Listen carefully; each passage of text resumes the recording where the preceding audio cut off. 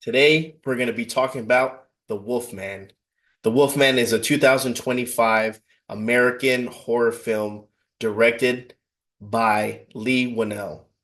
Lee Winnell has written Saw 1, Saw 2, Saw 3, and you might have actually seen him. He was actually in Saw 1. He was actually the character named Adam in the movie.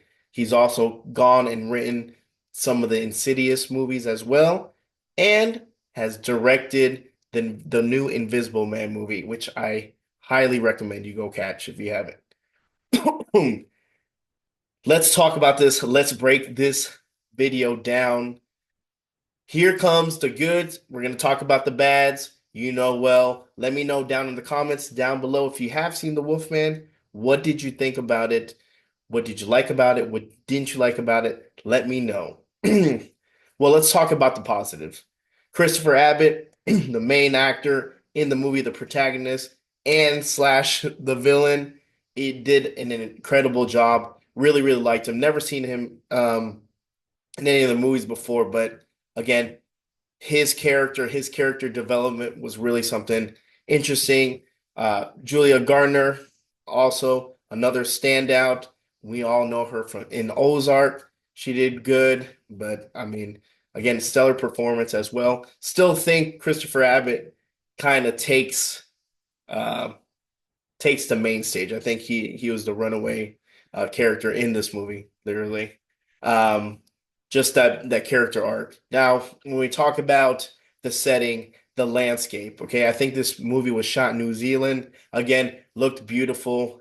They had some really, really nice shots along seeing the mountains. Again, the setting is in a farm, a house in the mountains. So it looked really, really nice. And I like some of the still shots, especially in the woods and stuff. Really good with that. And I like the just the tone itself of the movie was very, very eerie. Again, you're alone, you're in the woods, you have this house, you're by yourself, something's coming after you. So the tone that they set in the movie was really cool, and I liked it. One of my favorite things I did like about this movie was the transition, okay? Him transforming. Again, this is not like American Werewolf in London where you have that big transformation scene and it's iconic. This is a slow burn transition, which is cool.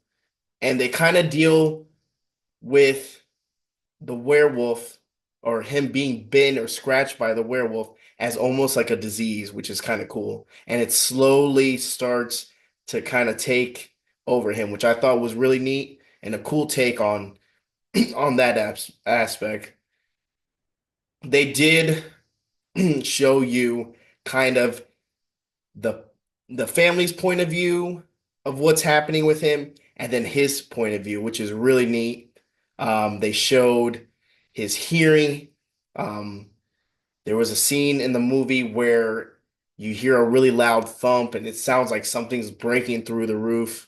And I'm not going to tell you what happens, but find out to to little he's trying to figure out what's happening, where's this sound coming from, goes all the way to the upstairs bedroom, and then boom, it's something like that. But just that fact, that scene alone was really, really cool. Vision wise, you start seeing through his eyes, you hear his family trying to engage, trying to talk to him, and it's like muffled, and like I said, it's slowly going through that process of turning into a werewolf, which was really neat. And I like that. Now, it hasn't been done before where you kind of see and I kind of almost feel bad for him as well because again, he all he wants to do is try to protect his loved ones, and now he can't from himself. So kind of ironic too. So the negatives, I would say, if you're looking for uh body counts, you're looking for werewolves eating people, destroying people,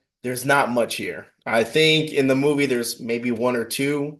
Other than that, they have some bloody moments, some scenes that might have been disturbing, but other than that, unfortunately, you don't see any, not like the Wolfman, the Benicio del Toro movie and Anthony Hopkins, nothing like that.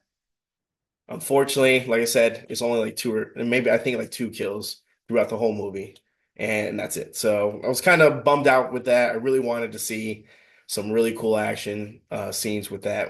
But other one is the pacing. The pacing, the beginning of the movie, it takes its time.